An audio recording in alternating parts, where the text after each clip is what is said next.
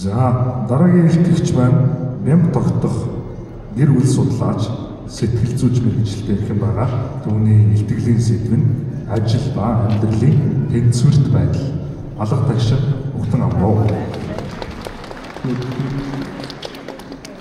Өдрийн мэндийг тэгээд миний илтгэлийн сэдвийг ажил амьдралын тэнцвэртэй байдал гэж нэрлсэн байна. Тэгээд яг нь хэрэг дотоос гойсон байхгүй юу? Ажил амьдралын тэнцвэртэй байдал гэж битгий нэрлээрэй гэсэн чи би мэдж байна гэсэн. Тэгээд манай бас ингэж нэрлсэн байна. Гэхдээ би энийг яагаад ингэж нэрлэхгүй байсан бэ гэдгийг энэ илтгэлийн дундуур ярих болно. За би гэр бүл судлалаар магистр 2010 онд хийсэн намжил удирдлагын. Тэгээд судалгаанд энэ явцдаа дуурлаад тэгээд гэр бүлийн хажуугийн захирал байж ах үедээ хайрын төсөл хийжсэн. Тэгээд тэр үед манай нэг найз наад цаашлуулж тэгж хэлдгээс нь чи ер нь амар азтай айгу амархан ажил хийдэг. Тэгээд хайр яриад ойрхон. Яг үнэндээ хайр яриад байгаа дээдгүй. Амар уйлгартай олон гэдэг ямар ч зураг мураггүй баахан судалгааны тайлан уншин. Тэгээд бусад үедээ хүмүүсийн зовлон уншин. Хүмүүс мэдээж амар баяртай үедээ над дээр ирэхгүй шүү дээ. Тэгээд ер нь бол хөвчтөн салах төгсөн ч байд юм уу эсвэл бүр амар хэцүү нөхцөл байдлаа бүрж ирдэг. Тэгээд тийм нөхцөл байдлаар бол ажиллах шаардлага гардаг. Гэхдээ энэ бол би өөр баяртай хийдэг хэдийгээр их хэлбэн тийм ч сайхан биш байдаг боловч хөвчлэн үлгэрийн төгсгөл нь бол үлгэр шиг биш гэсэндээ бас аятайхан болж төгсдөг учраас одоо юу гэдэг санаа амарч энэчнээсээ урам авч ажилладаг юм байна. За би энэ илтгэлийн одоо үндсэн нэр нь бол домог үлгэрээс авах долоон санаа гэдэг ийм нэртэй итгэл юм шүү. Тэгж хараарай, тэгж сонсоорой. За гэр бүл судлаач байхын тулд хүүхдийн хүмүүжил, хүмүүсийн сэтгэл зүй, домог, амьтан судлал, сексологи, сэтгэл зүй, бизнес аюул олон юмнуудыг судалж ойлгох хэрэгтэй болдог. Ягаад гэвэл зэрэг тэгжээж нөгөө хүмүүсийг ойлгох учраас. Тэгэд видео байвал тавьчихгүй. Видео бэлэн байна уу? Тийм бол хэдүүлээ одоо энэ чэнэс нэг домог үлгэрийг үзээт. Энэ эртний грекийн миф үлгэр. Тэгээд миф үлгэрүүд өөрөө гайхалтай. Би бол үнэхээр миф үлгэрийг гайхамширдаг хүмүүсүүдийн нэг. Тэгээд Мидас гэж хааны тухай өмнө нь сонссон байж магадгүй. За Мидас гэж нэг хаан байсан. Тэр хаан нэг удаа тэр ер нь бол их баян тансаг эд баялаг их дуртай хаан байсан.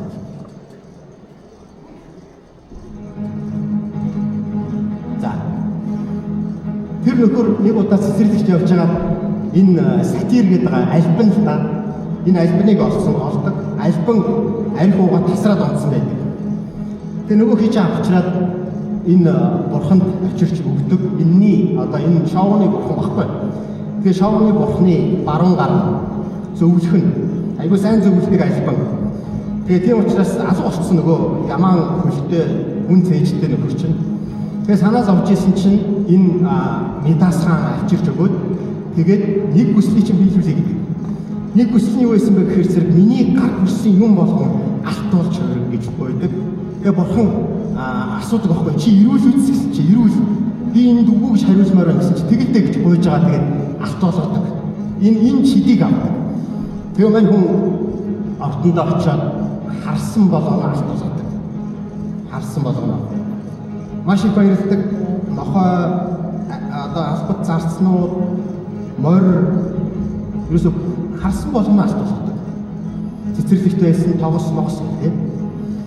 Харамсалтай нь баахан алт үйлдвэрлэж яснаа мань хүн өлсөд ядраад хоол идэх гэсэн чинь юу болох вэ? Унд нь шингэн алт талх нь бас алтуулж хувирсан. Тэгээ хоол идэж чаддаггүй. Тэгээд юу хийч вэ гэж эргэлзэж эхэлдэг. Тэгээ орилсон чинь гашуудаад орон дээр унтгсан чинь орон бас алт болчдөг. Тэгэхээр төмөр одоо металл дээр хитчихэн гэсэн үг. Тэгсэн ганц охинтой охин нь ирдэг. Тэгээ зовлонгоо хуваалцахын тулд мань хүн өөрийн энэ ертөнцийн хамгийн хайрладаг охиноо тэрвэрдэг. Харамсалтай нь охин нь галт болж өрөвдөг. Яг тэрвэрх мөчтөө л мань хүн нөгөө хожимдож ойлгодог байхгүй юу? Би охиноо галт болгочлаа шүү дээ. Тэгээд буцаад очиод бурхнаас гуйдаг. Би юу хийж вэ? Миний надад өгсөн энэ шийдээ буцааж өгөөч. Тэгээ бурхан очиод Грект байдаг нэг олонний усаар гараа угаа, бие угаа гэж хэлдэг. Тэгээд тэр усаараа зарим хувилбарууд дээр нь арт болгосон болгоно тэр усаар шавш гэдэг. Нөгөө өөр нэг хувилбар дээр бол гараа угаачвал тэр шившлэгийн хооронд тайлгдана гэж. Тэгээ маань нөхөр айгүй болгоомжтой ингээд хөлөвчлээд хөлөөд үрдэг. Өөрийгөө угаадаг. Ордондоо очсон чинь бүх юм анхныхаа байсан хэв амь орсон байдаг. Ингээд энэ дам бүлгэрийн төгсгөлд Медас бол яг зарим хувилбарууд дээр Медас тэнэгтэлтэй үргэлжлүүлсэн байдаг та. Гэхдээ яг энэ хувилбар дээр бол Медас юу яадаг вэ гэхээр зэрэг алтан цэцэгтэй байснаас цэцэг үнэрлэх мэдрэмж нь илүү дээр юм байна. Эд баялагтай байснаас баян сэтгэлгээтэй байсан нь илүү аз жаргалтай юм байна гэдгийг ойлгох. Ингээд энэ дам бүлгэрээс дуусна. Одоогийн Америкийн ерөнхийлөгч Дональд Трамп, Роберт Кийосаки хоёр юугаар тавьж дараагийн слайдыг тавьж. Медас тооч буюу Медасыг хүрэлт гэдэг нэртэй энэ номыг гаргасан байдаг. Дараагийн. Тэгээд энэ номон дээр болохоор зэрэг нэг юм 5 хуруутай байх тухай яриад байна. 5 хуруутай. Яаж хүрсэн болгоно алт болгож болохгүй гэж.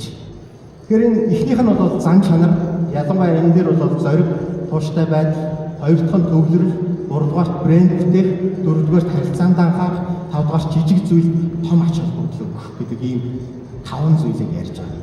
Тэгээ ийм 5 зүйл дээр яг энэ мультимиллионеруудын санд болгож байгаа энэ ном аудиобл хэлбэрээр ч байгаа, видео хэлбэрээр ч байгаа, тав хүн хайж байгаа, тусалж байгаа уншиж болно. Монгол дээр орчуулагдсан эсхийг бол мэдэхгүй байна. Гэхдээ ийм ном байдаг. Би өнөөдрийн энэ илтгэл дээр яг энэ санааны яг нөгөө талынх нь магадгүй энэ хэрвээ би энэ санааг бол зүүн гарынхаа 5 руу болгооч гэж сануулхад тэгээд баруун гарынхаа 7 санаа нь юу байх юм бэ гэдгийг нь тавхан сануулах гэж байна. Дараагийн. За хүн хайрлагдах хамгийн үндсэн суурь хэрэгцээтэй байдаг. Хүн болгоо.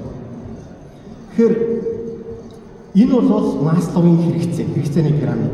За энийг бол хүн болгон мэдж байгаа. Тэгэхээр бид нар ингээд би ерөнхийдөө ингээд хараад ахад ажил дээр өнөөдөр над дээр орж ирж байгаа бизнес эрхлэгчид ер нь нийтээрээ амьдарч байгаа учраас цөөхөн тооны төрөлбаа хаагчид, цөөхөн тооны уул уурхай ажилтнууд, цөөхөн тооны ажилгүй хүмүүс ихэнх нь бизнес эрхэлж байгаа улсууд орж ирж байгаа байхгүй ямар нэгэн байдлаар бизнес эрхэлж байгаа. Тэгэхээр би тэр хүмүүсүүд дээр тулгарч байгаа асуудлыг өнөөдөр та бүхэнтэй уулзах, ярилцах 20 минутын энэ завшаанаараа боломж олгоод хийхий. Яаж тэр асуудалд орохгүй, яаж манай өрөөнд зочлохгүй байх тэр боломж юм. За энэ 6-7 хэрэгцээний төвшний магадгүй доороосоо ингээд 4-5 дахь төвшин хүртэл бол хүний суурь хэрэгцээнүүд гэж байна. За хүний суурь хэрэгцээнүүд хангагдсны дараа миний эхний энэ слайдаар эхний санаа бол бид нар дараагийнхаа төвшин рүү зөвхөн 8 хийж би бол ашиг олох төвтэй сэтгэлгээг 8 сэтгэлгээ гэж хэлдэг. Тэгэхээр энтерпренeur буюу миний хийж байгаа юм чамд ашигтай байх. Чиний хийж байгаа юм надад ашигтай байх. Бид нар хамт зэрэгцээ орших. Ийм сэтгэлгээр рүү бид нар шилжих хэрэгтэй болсон юм шиг зүйтэй нийгмээр. Өнөөдөр өнгөрсөн 30 жилийн хугацаанд магадгүй баялагийг бүтээж бол тодорхой хэмжээнд та нар баялаг бүтээгчтэй, бид нар баялаг бүтээгчд авахгүй. Тэгээ бид нар аль хэзээний баян. Өнөөдөр бид нар ашигыг нэн төрөнд байхаас илүү хайрлах тэр хэрэгцээ. Өөрийгөө таньж мэдэх, өөрийнхөө мөн чанараар хорвоо ертөнцид хүн төрлөختөнд уул мөрөө үлдээх. Ийм хэрэгцээнийхээ энэ пирамидынхаа оргил тийшээгээ явцгаая гэсэн ихний санаа бол юм. Тэгэхээр энэ хэрэгцээ бол бүр манай эртний өмнөх 10,000 жилийн өмнө нөгөө эртний чулуун зэвсгийн хүмүүсүүдийн дунд хүртэл байдаг Homo sapiens гэж номон дээр нөгөө бугын цус зос хоёроор гараа явж байгаа хаман дээр ингээд чулуун аман дээр тийм уул мөрөө үлдээсэн үгээр би энд байсан юм шүү гэдэг санааг үлдээсэн тухай номын сорогч номон дээр бичсэн байдаг. За дараагийн слайд. Хоёр дахь зүйл. Бизнесийн амжилттай болох тусам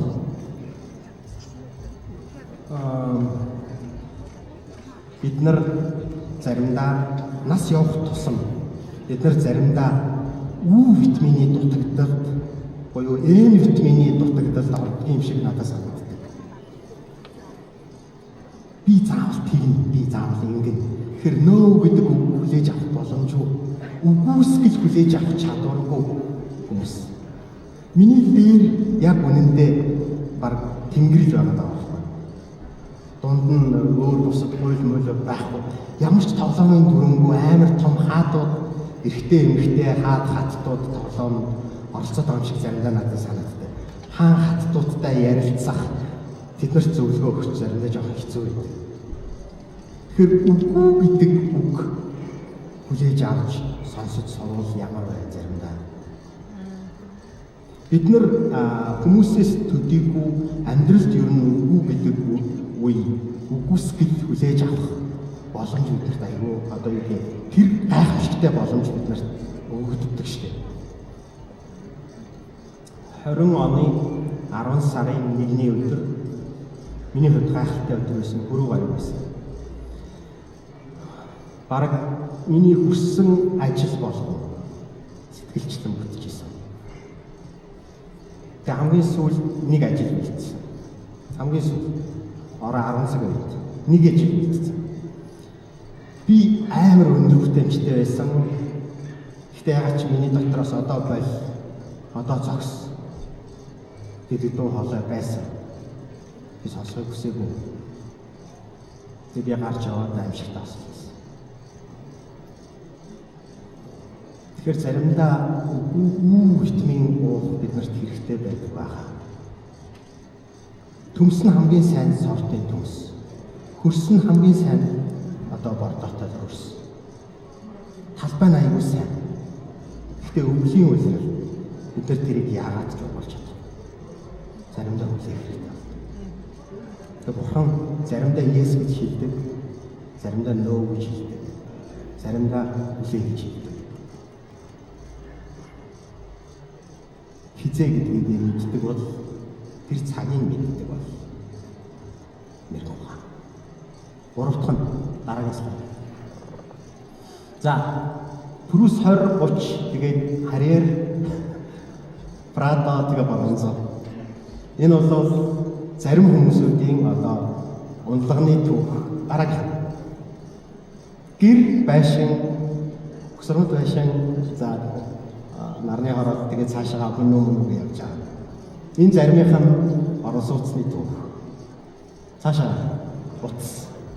Дараагийн утас. Цаашаа. За энэ iOS системийн апдейтлэгдэж байгаа журнал. Би нэгээр юу гэх гэсэн юм бэ гэхээр зэрэг та өнөөдөр хэдэн настай вэ? Гэрлээд хэдэн жил болж байгаа вэ? Энэ хугацаанд та хичнээн машин сольсон, орон байраа яаж төхнүүлж өөрчилсөн, утас хичнээн нэг сольсон, утсаа хэд удаа сольсон. Утас чинь хэдэн одоо софтвер апдейт хийж байна те. Сард үйлэр тогтмол хийж байгаа.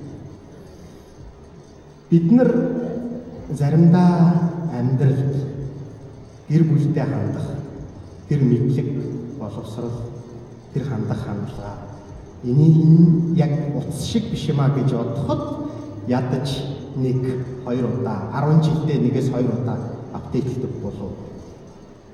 Үгүй бол амьдрал эхэлж исэн үе эсвэл бачелор байсан ирчүүдээрээ ярьдаг, охтуудаараа ярьдаг байсан тэр л ойлголт, тэр л бодлороо амьдралд өнөөдөр хандах гэвэл арай нөгөө хоцрогдсон системээр амьдралдаа хандах гэдэг юм биш үстэй. Би заримдаа салах төгссөн хүмүүсүүдтэй ажиллаад тодорхой өөрчлөлт гаргадаг. Тэрний дараа амьдрал 2-0 гэдэг аль бисны хөтөлбөрийг эхэлдэг. Тэхийн тулд хоёулаа ижилхэн зэрэг одоо ижилхэн хэмжээний ойлголттой байх хэрэгтэй. Яг гитар хөглөдөг шиг хоёулаа тэр ойлголтуудаа хөглж нэг одоо ая дан дээр очих хэрэгтэй болдог. Тоглоомынхоо дүрм гэж яриад байгаа. Гэр бүлийн дүрм, харилцаа, зөрчил, айцууд, чөлөөт цаг тэр бүхнийг ачуун хийх хэрэгтэй болдог. Цааш нь.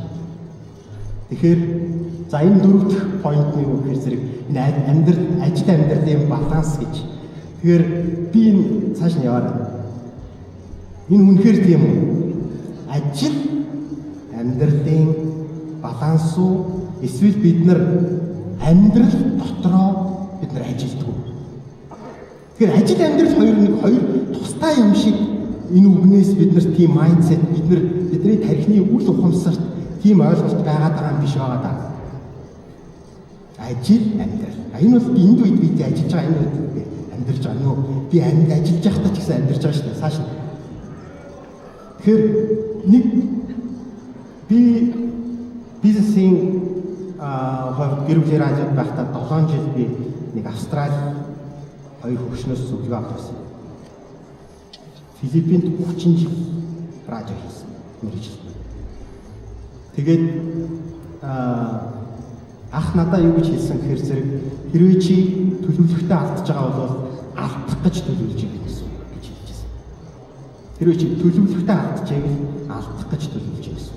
Тэр хэрвээ бидний тархины мухарт үл ухамсарт бидний зүрхэнд ажил амьдрал гэдэг үг байвал бид нар ерөөсөө ажил амьдралаа нэг жигдээсэн зүгээр зохицуулж чадахгүй гэсэн үг байна. Би тэгэхээр амьдрал гэдгийг нэгдүгээр тавиач гэж хэлэх гээд байна. Маш олон тохиолдолд бизнесүүд нь аюул амжилттай болсон хүмүүс хойшоо харсан чинь амьдрал нь сүрчсэн. Амьдрал нь сүрчсэн. Тэгээ хүний хэрэгцээ юм болохоор чинь хэрэгцээнийхээ дагуу л явна шүү дээ цаашаа. Хайр татах гал явна. Энэчнээс биш ч гэсэнтэй авахтай газараасаа биш ч гэсэнтэй өөр газараас ямар нэгэн байдлаар хайр нэх. Тэгээд Б планууд ВГ я XYZ планууд гарч ирнэ. Тэгээд тэр дундаас ч гэсэнтэй хайр авч чадахгүй. Тэгээд эцэст нь бүх юм хоосноос шал утгагүй санагдана. За. Клуб 99-ийн гишүүн Давид клубээс гарцгаая гэж өнөөдөр 5 дахь point. За энэ юу гэхээр зэрэг нэг маш аз жаргалтай адуучин байжээ. Хааны адуучин. Хаан болохоор зэрэг бүх юмтай хэрнээ сэтгэл хангалуун байдаг. Тэгээд хаан гайхсан. Энэ одоо улаан хөлөг чинь яагаад ийм баяр жаргалтай байдгийг гэсэн чинь түшимэл нь өөрт нь хэлсэн. Би наадах чи аз шахалгүй болгож чадна штэ. Та харах уу? Тэгээ. Хаан бол янз янзын байдлаар аз жаргалгүй болох гэж хичээсэн боловч чадаагүй байсан. Тэгээ яасан гэхээр зэрэг хоёулаа нэг өдөр хувцас солиод одоо нийшийн зүгээр юм энгийн хувцас өсөд тэгээд яг адуучны гэрийн үүдэн дээр 100 ширхэг алтан цостой үүдийг задлаад нэгийг нь түшмэл аваад би ажлынхаа хөлсөнд нэгийг авлаа гэж карвалаад үлдсэнийг нь тэргээр тарааж хайсан. Адуучин хурж ирээд үүдэн дээр нь 99 зас задгаа байгаа шүү дээ. Түүгээл ороод гэртээ ороод бүгдээрээ тоолоод хүүхдүүдтэйгээ гэртэйгээ нийлж тоолоо. Бөө юм болсон. Амар баяртай байсан. Ороохон гарч ирээд бүгдээрээ хүүхдүүдтэйгээ их нэртэй дахиад нэг зоосыг хайсан. 100 ах хэрэгтэй. Тийм шүү дээ. 99 одоо 100 ах хэрэгтэй шүү дээ. Нэг дутаад байгаа. Тэгээ хайсан. Маргааш нь ирэхдээ жоохон гондоо байсан. Хизээч тийм адварчныг хараагүй. Тэгэхээр клуб 99-ийн гишүүн гэдгээ тийм үгүй гэдгийг та өрөөлнө. Клуб 99-ийн гишүүн байвал клубээсээ гарцгаая. 99-ээс сэтгэл хангалуун байв. Цааш нь амьдрал бол цэцэрлэг. Тэгэхээр хүрсэн болгоноо хэдүүлээ алт болгох биш. Харин амьтай болгодог, амьтай болгодог.